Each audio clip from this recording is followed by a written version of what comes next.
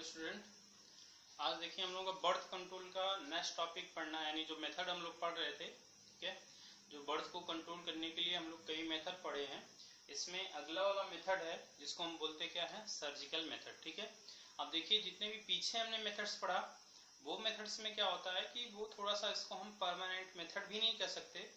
कुछ इसमें क्या होता है कि वो ऐसे प्रोसेस हो जाते हैं, ठीक है, जिसमें क्या होता है यानी वो एक तरह से अस्थायी होता है, जिसको हम बोल सकते हैं कि उसमें कुछ चांसेस ऐसे होते हैं कि कभी कभी ऐसा होता है कि वो प्रोसेस यानी वो मेथड करने के बाद भी क्या होता है, फर्टिलाइजेशन हो जाता है और प्रेगनेंसी क्या होती है, अकर हो जाती है। ठीक है, तो उसके अलावा अगर देखा जाए तो ये वाला जो मेथड होता है जिसको हम सर्जिकल मेथड बोलते हैं, ये काफी ज्यादा उनसे क्या है, एक तरह से बेहतर है, या हम बोल सकते हैं ये परमानेंट मेथड कहलाता है। ठीक है, इसमें जो होता है 100% माना जाता है कि इसमें फर्टिलाइजेशन होने का कोई चांस नहीं होता है, यानी प्रेगनेंसी अकर नहीं होती है। ठीक है, इसको देखा जाए तो इसको हम कॉमनली एक तरह से बोल सकते हैं, इस मेथड के प्रोसेस को हम क्या बोलते हैं, स्टेरिलाइजेशन। क्या बोलते हैं, स्टेरिलाइजेशन।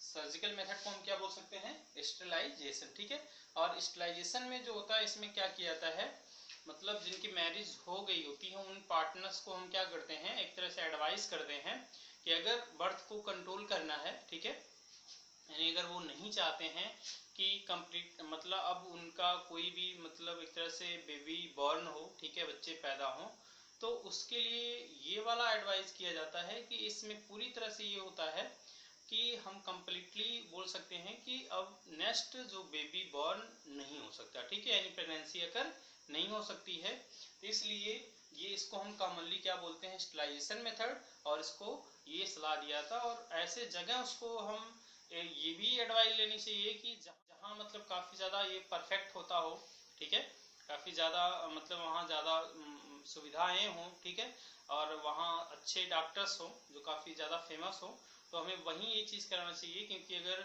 इसमें कभी कभी कुछ ऐसी चीज़ें हो जाती हैं कि वो सही से नहीं हो पाता है, ठीक है, यानी ऑपरेट जब किया जाता है तो सही से ना होने के कारण उसमें क्या होता है, दोनों लोगों को यानी जो भी कराता है मेल या फीमेल में अंदर जाके कुछ ऐसे मतलब ज़्यादा प्रोसेस डिसऑर्डर आ जाता है, यानी कटने के बाद, तो उसमें कभी कभी कैंसर वेंसर भी काज कर जाते हैं अगर अच्छी तरह से स्टेरिलाइज ना किया गया हो, ये मेथड ना अपनाई गई हो।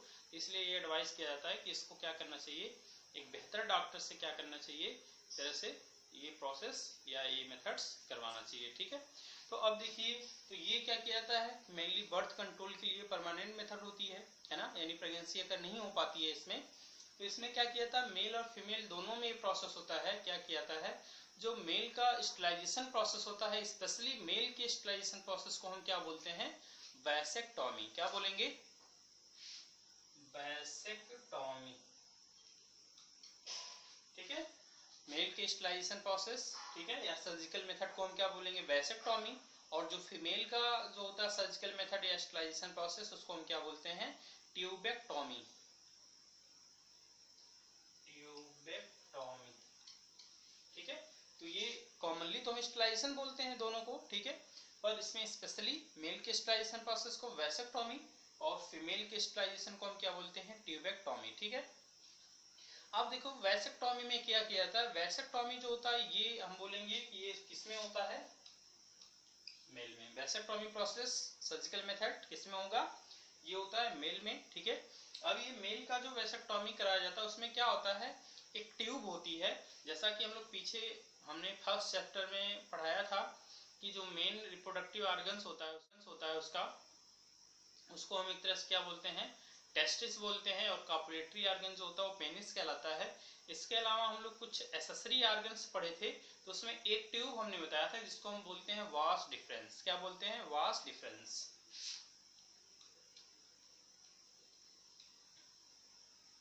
ठीक है, वास डिफरेंस किसमें पाया जाता है, मेल में पाया जाता है। और ये क्या करता है, मेल का जो स्पर्म जब बन जाता है, ठीक है, स्पर्म जो होता है हम लोग जानते हैं कि टेस्टिस में बनता है, ठीक है, और उसमें एक ट्यूब होती है जिसको हम बोलते हैं सेमनीफेरस ट्यूब्यूल्स। ठीक है, क्या बोलते हैं, सेमनीफेरस ट्यूब्यूल्स। तो वहां जब फॉर्मेशन हो जाता है तो उसको कंडक्ट करने के लिए यानी इसको ट्रांसपोर्ट करने के लिए गैमीट के लिए तो मेल के गैमीट जो स्पर्म होते हैं ट्रांसपोर्ट होते हैं वो मेनली जो होता है किस ट्यूब के थ्रू होता है, एक ट्यूब होती है, इसको हम क्या बोलते हैं, वास डिफरेंस बोलते हैं, ठीक है। अब इसमें क्या किया जाता है, इसी वास डिफरेंस को क्या किया जाता है, कट कर दिया जाता है। क्या किया जाता है, कट किया जाता है। कट करने के बाद क्या किया जाता है, टाइड अप किया जाता है। मतलब वास डिफरेंस को वैसेक्टोमी में बताएंगे कि ये मेल में होने वाला प्रोसेस है, ठीक है।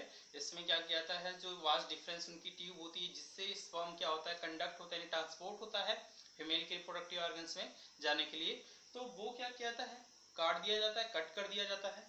कट करने के बाद उसको क्या किया, टाइड अप कहते हैं, बांध दिया जाता है, ठीक है। बांधना उसको बोलते हैं, टाइड अप कर दिया जाता है। तो जो उनका स्क्रोटम होता है वहीं उसके पास में यानी स्क्रोटम में ही, यानी स्क्रोटम की तरफ ही क्या किया था, कट किया था, वहीं क्या किया जाता है, टाइड अप किया जाता है, बांध दिया जाता है। स्क्रोटम हम लोग पढ़ते हैं जिसमें क्या होता है, टेस्टिस जो होता पाया जाता है, जो हम लोगों के एब्डोमेन से क्या होता है, एक तरह से आउट होता है, और स्क्रोटम जो होता है वो क्या होता है, मतलब टेम्परेचर को मेंटेन किया जाता है, ठीक है। मतलब उसमें हमारी बॉडी से टेम्परेचर क्या होता है, 2 डिग्री या 2.5 डिग्री सेल्सियस क्या होता है, कम होता है। तो इस तरह से वहां जब बांध दिया जाता है तो मेल में जो स्पर्म बनेंगे वो ट्रांसपोर्ट यानी वो क्या होगा, ट्रांसपोर्टेशन होके फीमेल रिप्रोडक्टिव ऑर्गन्स में नहीं आएगा। इसलिए इस तरह हम बोल सकते हैं कि इसमें जब फर्टिलाइजेशन नहीं होगा तो ये क्या होगा, प्रेगनेंसी अगर नहीं होगी और कोई बर्थ नहीं होगा, यानी बेबी बॉर्न नहीं हो पाएगा, ठीक है। तो ये एक तरह से क्या थी, ये मेथड काफी ज्यादा इम्पोर्टेंट भी है, ठीक है, और काफी ज्यादा परमानेंट भी है, ठीक है, फेमस भी है।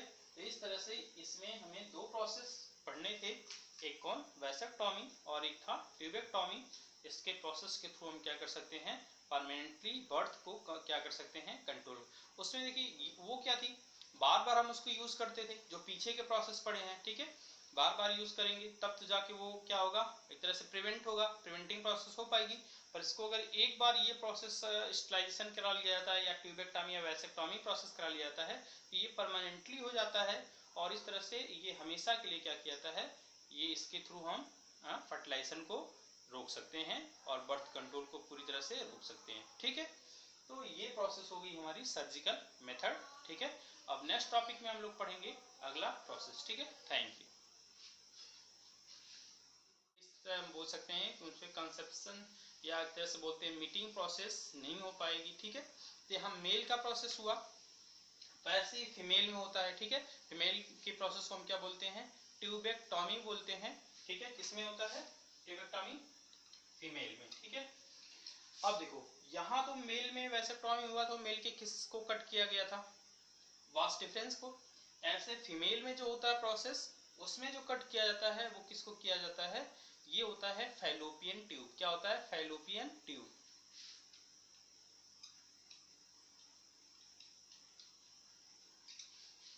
जो मेल के ट्यूबेक्टोमी प्रोसेस होती है उसमें क्या किया जाता है, जो ऐसे ही जैसे गैमीट ट्रांसपोर्ट के लिए वो एक तरह से होता है, और यहाँ क्या होता है, गैमीट ट्रांसपोर्ट नहीं बल्कि गैमीट को रिसीव करके ये उसी में फर्टिलाइजेशन का प्रोसेस होता है। जो फीमेल का अगर पूछा जाए कि ह्यूमन फीमेल में फर्टिलाइजेशन प्रोसेस किस जगह होती है, तो हम क्या बोलेंगे कि फीमेल में एक ट्यूब पाई जाती है, उसको हम बोलते हैं क्या है, ये बोलते हैं फैलोपियन ट्यूब। वो जो होता है, जो ओवरी उसका मेन रिप्रोडक्टिव ऑर्गन होता है, वहीं से वो क्या करता है, गैमीट यानी ओवम को यानी एग को क्या करता है, रिसीव करता है। और रिसीव करने के बाद जैसे स्पर्म तो मोटाइल होता है, चलते हुए स्विमिंग करते हुए जाता है फीमेल के ओवम तक, पर ओवम जो होता है स्टैटिक होता है, यानी ये सिर्फ रिसीव कर लेता है फैलोपियन ट्यूब, तो उसी में क्या होता है, पड़ा रहता है, वहीं आके दोनों का क्या होता है, फर्टिलाइजेशन होता है। तो इसमें क्या किया जाता है, जो स्टरलाइजेशन प्रोसेस यानी ट्यूबेक्टोमी प्रोसेस होती है फीमेल में, तो फीमेल के फैलोपियन ट्यूब को कट कर दिया जाता है, और वो भी क्या किया जाता है, जो उनका कॉपलेटरी ऑर्गन एक तरह से रिप्रोडक्टिव ऑर्गन मेन होता है वैजाइनल पार्ट यानी वैजाइना जो होता है, वहां उसको क्या किया जाता है, कट करके उसको भी क्या किया जाता है, टाइड अप कर दिया जाता है, इंसिजन कर दिया जाता है, इंसिजन जिसको हम बोलते हैं, तो वहां बांध दिया जाता है। और इस तरह से इन दोनों के मीटिंग को यानी स्पर्म और ओवम का क्या होता है, यहाँ मीटिंग परमानेंटली रोक दिया जाता है, फर्टिलाइजेशन प्रोसेस नहीं हो पाती है। और इस तरह से हम कह सकते हैं कि इसमें जब फर्टिलाइजेशन नहीं होगा